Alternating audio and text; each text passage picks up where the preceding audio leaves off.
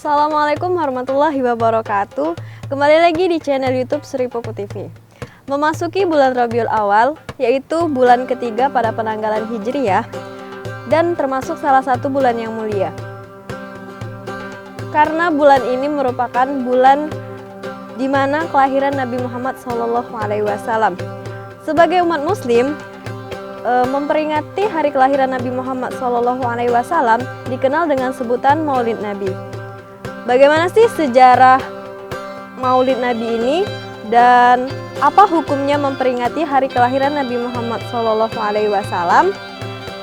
Serta bagaimana cara terbaik kita untuk memperingati Maulid Nabi ini? Yuk kita tanya langsung dengan Bapak Haji Muhammad Hussein sebagai salah satu pengurus Ikatan Persaudaraan Haji Indonesia Sumatera Selatan.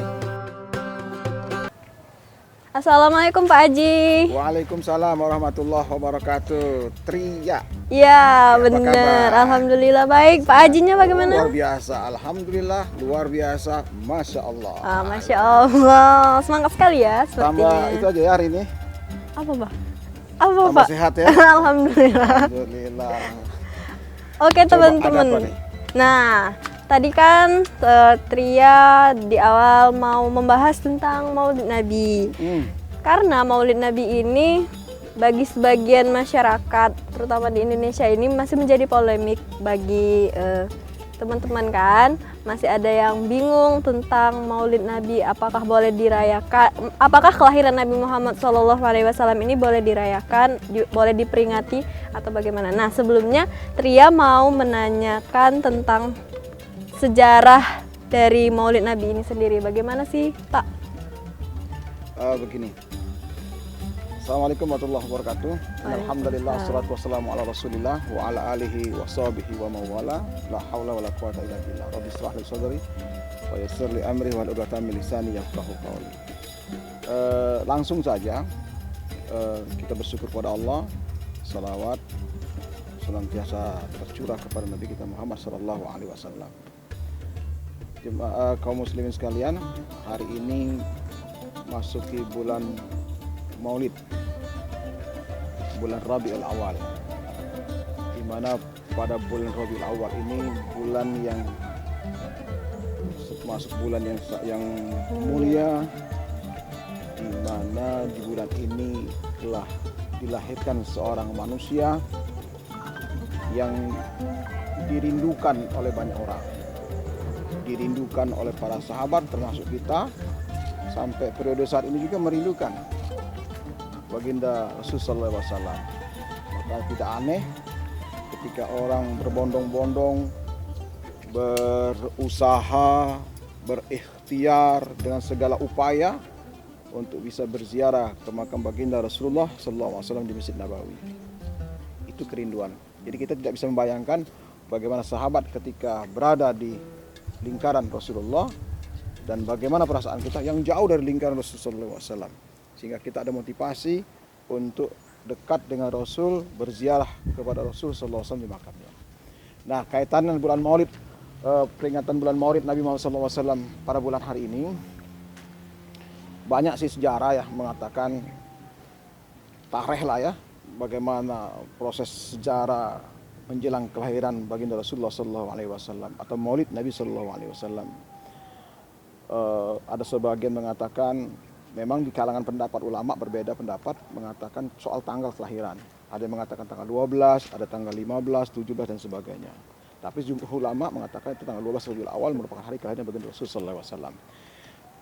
Bicara soal sejarah menjelang kelahiran baginda Rasul, semua kita sudah paham betul ya.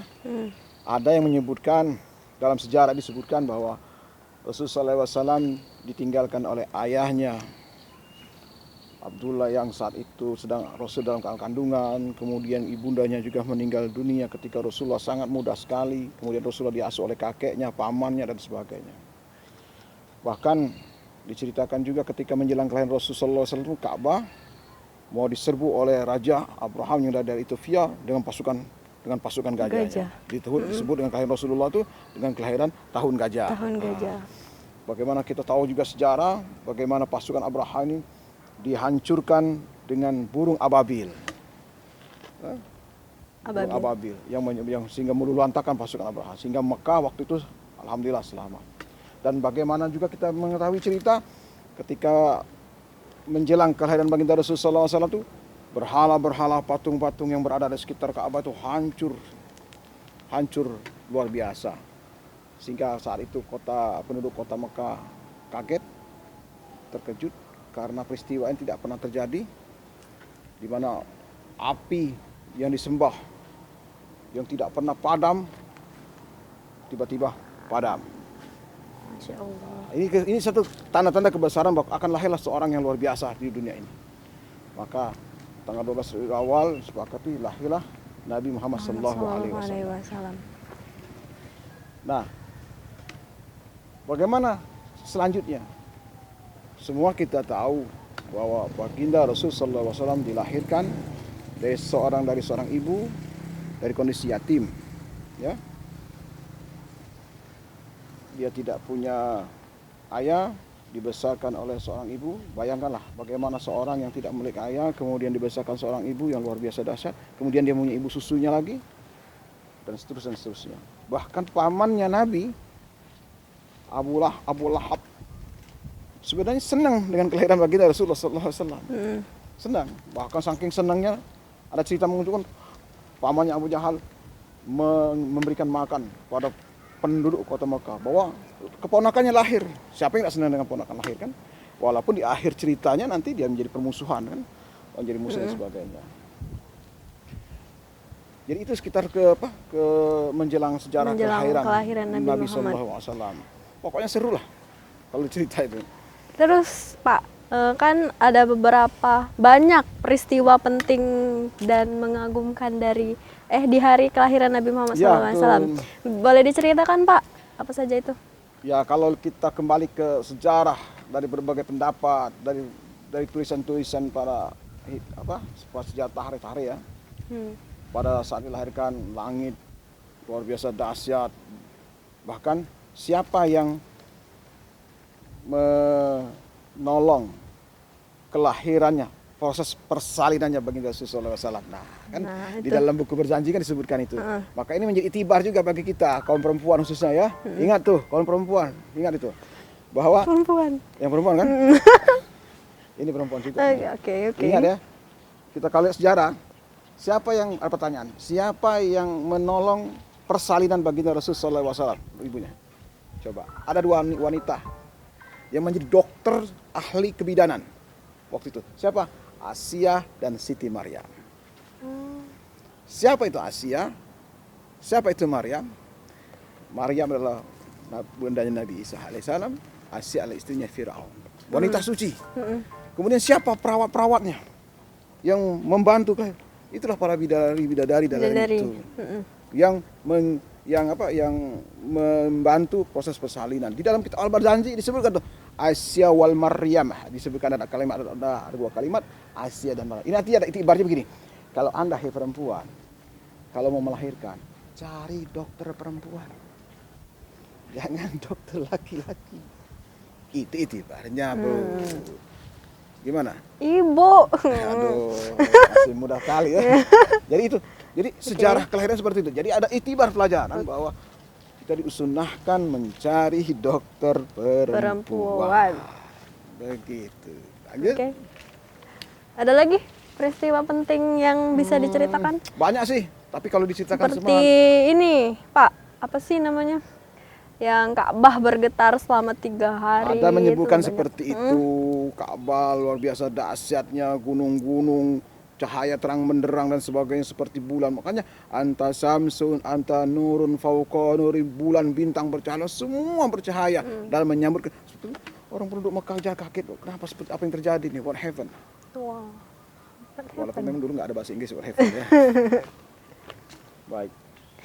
Nah teman-teman, tadi kita sudah membahas secara lengkap dari sejarah, hukum, dan bisa dilihat di pembahasan tadi. Nah sekarang Tria akan menanyakan tentang ini Pak, apa sih namanya? Oh ya, cara terbaik kita untuk menyambut dan memperingati hari kelahiran Nabi Muhammad Sallallahu Alaihi Wasallam. Baik, begini Tri, Tria. Tria. Begini, kalau ditanya cara terbaik, begini, kan kita tuh ada, kalau berdasarkan kegiatan kita di masyarakat, ada berbagai cara yang dilakukan oleh kaum muslimin dalam rangka memperingati Maulid. Pertama, ada yang sholawatan, bersolawat pada Rasulullah. Sallallahu ala Muhammad ya maulai. Sallallahu alaihi wasallam ya Allah. Itu bersolawat. Masya Allah. Sallallahu ala Muhammad ya marham. Macam-macam dan sebagainya. Ada yang menggelar berbuat kegiatan sosial seperti menyantuni yatim, memberi makan fakir miskin, bersedekah dan sebagainya.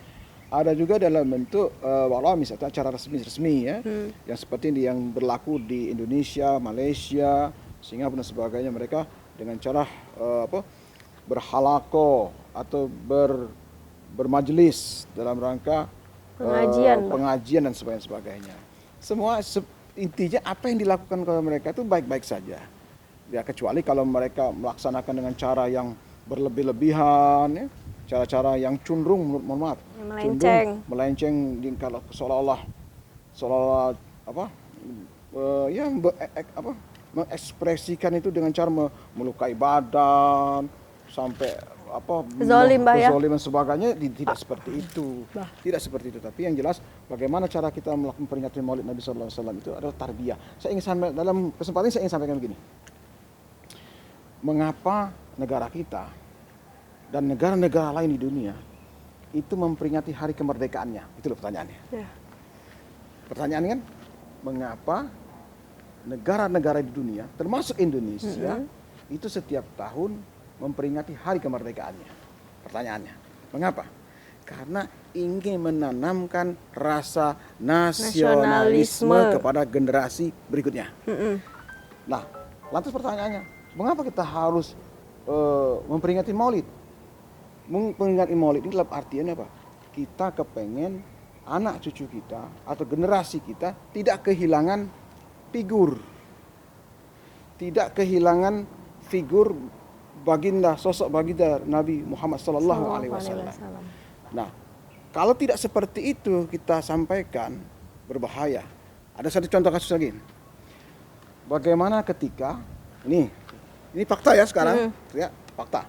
Bagaimana ketika di saat tahun 98, saat reformasi, film G30 SPKI tidak ditayangkan lagi. Tidak ditayangkan lagi. Coba hitung dari 98 sekarang. Lebih kurang 17 tahunan. Generasi yang lahir 98 sampai tahun 17 yang sekarang ini berumur 17-18, dia tidak tahu sejarah itu, putus sejarah itu. Maka tidak salah dan bukan sesuatu yang aneh kalau ada generasi milenial, mohon maaf ini ya, yang membangga-banggakan memakai kaos itu. Yang pernah terungkapkan di media sosial, di TV, yang berpakaian itu palang itulah itu ya, sesuatu lambang terlarang itu ya. Nah, jadi kenapa? Karena dia tidak tahu bahwa lambang itu menyakitkan bagi sebagian umat. Nah, kenapa? Karena dia kabur sejarahnya. Nah, sekarang itu dibangkitkan kembali untuk mengingatkan lagi bahwa ini berbahaya. Nah, inilah yang dikatakan ijtihad para ulama menyatakan bahwa kita harus ingatkan kembali generasi bahwa sosok Nabi itu seperti ini loh. Sosok Nabi itu begini sallallahu alaihi wasallam. Sebagai apa? Sebagai ibrah atau pelajaran bagi kita. Sehingga kita tidak kehilangan figur. Berarti gini, peringatan Maulid itu bukannya setahun sekali, bukan. Momentum saja beberapa awal, tapi setiap hari kita tetap mencontoh apa yang dilakoni baginda Rasulullah sallallahu alaihi wasallam. Rasul sebagai kepala keluarga, Rasul sebagai pemimpin masyarakat, pemimpin umat, Rasul sebagai ayah. Rasul sebagai ayah. Kita pun juga, kita sebagai teman, kita sebagai seorang pemimpin, kita sebagai kepala keluarga, tetap berpatokan kepada yang dicontohkan, difigurkan oleh baginda Rasulullah SAW. Bagaimana adab orang tua, adab anak kepada orang tua, adab istri. Sudah berkeluarga belum? Belum. Kesempatan, belum keluarga. Maksudnya? Ini supaya yang teman-teman yang menyaksikan ini ada minat gitu ya. Sayembara. Ya oke, sayembara. Jadi intinya bahwa kita memperingati bagi Maulid itu intinya ada untuk meningkatkan kecintaan kita, untuk meningkatkan keimanan kita dan meningkatkan pemahaman kita terhadap baginda Rasulullah SAW. Demikian. Cukup. Cukup lama. Nah, oke, terima kasih banyak Pak, Iya, Pak sama-sama. Aji atas kesempatan dan waktunya dan Sama-sama, ilmunya yang telah Insya diberikan Allah. kepada teman-teman Mudah-mudahan berkah, mudah-mudahan ada Amin, manfaat. ya Allah, Kalaupun ada semoga sesuatu yang bermanfaat. salah, itu dari saya pribadi. Yep. Mungkin kefakiran saya terhadap pengetahuan, tapi kalau ada sesuatu yang benar, itu datangnya dari Allah Subhanahu wa Ta'ala. Oke, nah teman-teman, dari pembahasan kita tadi semoga dapat menambah kecintaan kita kepada baginda Rasulullah Sallallahu Alaihi Wasallam. Amin. Allahumma sholli ala Muhammad wa ala ali Muhammad. Sekian untuk video vlog kita kali ini. Sampai jumpa di episode selanjutnya dengan pembahasan yang lebih menarik lainnya. Jangan lupa like, comment, share, and subscribe channel YouTube kita. Keep istiqomah. Wassalamualaikum warahmatullahi wabarakatuh. Waalaikumsalam warahmatullahi wabarakatuh.